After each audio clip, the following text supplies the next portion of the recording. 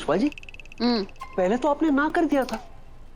जैसे ही आपने सुना 40,000 रुपए मिल रहे औरतों को साड़ी पहनाने के, तुरंत हाँ कह दिया। मतलब आपने एक बार भी नहीं सोचा कि मैं ऐसे कैसे औरतों के बीच जाके उन्हें साड़ी पहनाऊंगा। क्यों? सारा दिन दुकान में औरतों के बीच औरतों को साड़ियां बेच सकते हैं, तो पहना क्यों नहीं सकते? पुष्पा जी, बेचना और पहनाना और।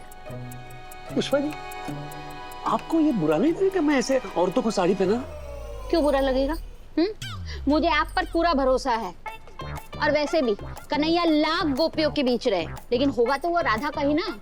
आप किसी की तरफ आंख उठा के भी नहीं देखेंगे। हाँ।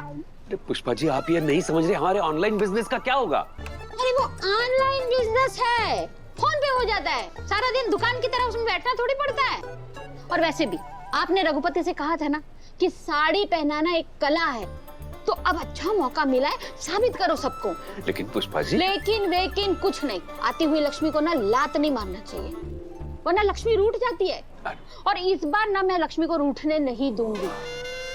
तो जैसे ही पैसे आएंगे ना, मैं सबसे पहले मैं नया पंखा लूंगी, अच्छा वाला, और नया फ्रिज लूंगी, डबल डोर का, नया कूलर लूंगी, और हम नया एसी भी लगाएंगे।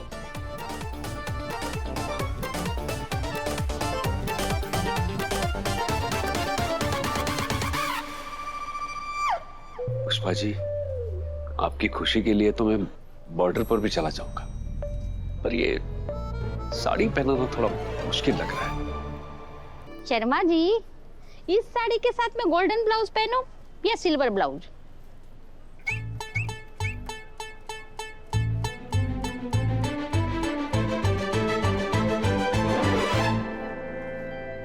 अजी सुनते हो? हाँ, अरे क्या कर रहे हो? इतने तो कुर्ता चढ़ा तो गया।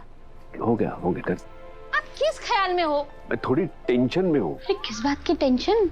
मुझे ये समझ में नहीं आ रहा कि इतनी सारी औरतों के बीच मैं साड़ी कैसे पहनाऊंगा। इसमें समझना क्या है? उसने कहा ना कि वहाँ पे एक हेल्पर होगी, और फिर मैं भी तो होंगी। आप कुछ भी कह लो, मुझे तो कुछ समझ में नहीं आ रहा है। और आपको तो सिर्फ पैसों की पड़ी है। हाँ, तो क्यों ना पड़ी हो पैसों की? आपके आर्ट की वजह से हमें एक कॉन्ट्रैक्ट का 40,000 रुपए मिलेंगे, जो आपके ना 3 महीने की तनख्वाह से भी ज्यादा है। पर कुछ नहीं। और जरा सोचो, वो एक शादी का ना हमें 40,000 दे रहे हैं, और दिल्ली में ना एक सीजन में कितनी शादियां होती है, उसमें से सिर्फ 50 शादियां भी हमें मिल गई, तो कितने पैसे बन जाएंगे? कितने? मुझे कहाँ हिसाब किताब आता है, आप बताओ ना हिसाब करके। हाँ, जोड़ो। हाँ, 40,000, 200, 300, नहीं 50। हाँ 50। हाँ? ये तो लाखों हो गए। क्या? हाँ, हम लखपति बन जाएंगे। फिर तो फ्रिज, एसी, टीवी, उसके साथ हमारे पास ऐसी लंबी वाली कार भी होगी। हाँ होगी।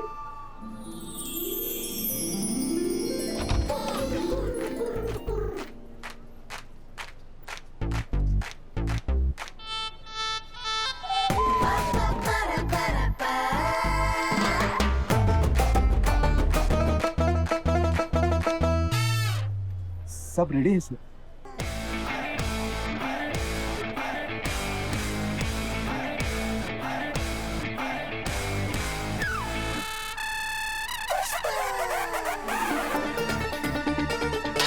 All people please social distancing.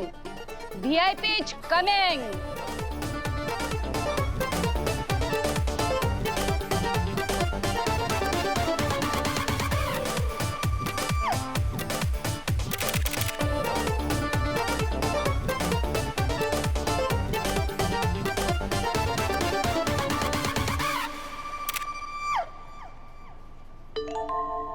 क्या हुआ शर्मा जी? शर्मी जी, मुंगेरी लाल के हसीन सपनों से बाहर आने का वक्त हो गया। अरे क्यों डिस्टर्ब कर दिया? मैं इतना अच्छा सपना देख रही थी। ठीक है, फिर सपना ही देखती रहो। वो कॉन्ट्रैक्टर को मना कर देता हूँ मैं। नहीं, आप जल्दी जल्दी कपड़े प्रेस करिए, तब तक मैं अनु के लिए कुछ बना देती हूँ। फिर उसके बाद जाएंगे। चलो। हाँ। मेरा मैडम सर लंदन के लिए निकल चुके हैं। निकलना नहीं, उनका लंदन पहुंचना बहुत जरूरी है। याद है पिछली बार वो कैसे फ्लाइट कैंसिल करके वापस आ गए थे, एंड सब कुछ बदल गया था। हाँ, पर आप इतनी बेबस क्यों हो रही थी सर को लंदन भेजने के लिए? मुझे लगता है कि ये कॉन्फ्रेंस के लिए आप भी जा सकती थी। पर आपने सर को क्यों समझा। आपने सर को इसलिए भेजा ताकि वो अन्नू से दूर हो जाए। कितने अच्छे से जानते हैं आप मुझे। हाँ, ये मैंने सब इसीलिए किया। मत कीजिए, क्योंकि मीरा मैडम आजकल आपका जो टाइम है ना वो ठीक नहीं चल रहा है। आप जब भी अन्नू के लिए गड्ढा खोदती हैं खुद ही उसी में गिर जाती हैं। पिछली बार तो जैसे तैसे मैंने आपको बचा लिया, पता नहीं इस बार बचा पाऊंगा या नहीं। और अगर इन सब में आर्यवर्धन सर को कुछ नुकसान हुआ, मैं भी आपका दुश्मन बन जाऊंगा। डोंट वरी चीनी, इस बार ऐसा कुछ भी नहीं होगा और इस बार मुझे आपकी जरूरत भी नहीं पड़ेगी, क्योंकि कोई हर बार नहीं जीतता, कभी कभी हार भी जाता है। और इस बार अनु जरूर हारेगी। मतलब मैं समझा नहीं। वक्त आने पर आप जरूर समझ जाएंगे। मुझे थोड़ा काम है, एक्सक्यूज मी।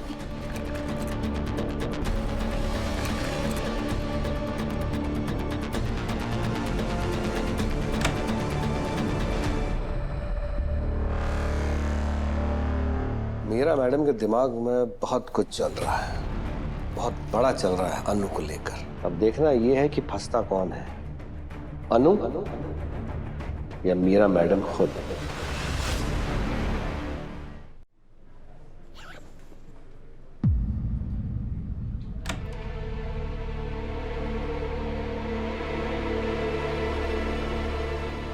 कहीं जा रही हो तुम? जी मैम, पर आप बताइए ना, कुछ काम था? नहीं, कुछ कहना था। कहिए ना ma'am. Congratulation Anu.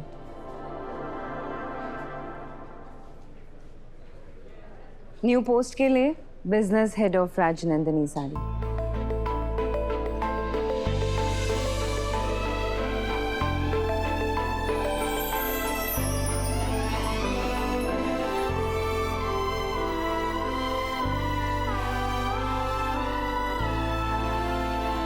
Thank you so much ma'am.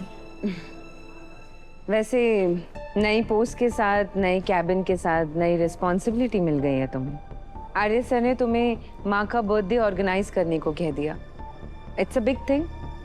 Ji ma'am, और मैं ये बात अच्छे से जानती हूँ कि पहले ये रिस्पॉन्सिबिलिटी आपकी थी, पर इस बार आप अपनी मम्मी जी का हेल्थ का ध्यान रखने में बिजी है ना, इसे सर ने ना ये जवाबदारी मुझे दे दी ताकि आप अपनी मम्मी जी का और अच्छे से ख्याल रख सकें।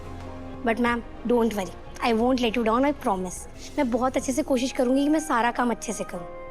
आप बस अपनी मम्मी जी का ध्यान रखें और उनके साथ रहें, मैं सब संभाल लूंगी। धीरे धीरे सर मेरा सारा काम तुम्हें ही देते जा रहे हैं। ऐसे लग रहा है कि इस ऑफिस में तुम मेरी कंपटीशन बन गई हो।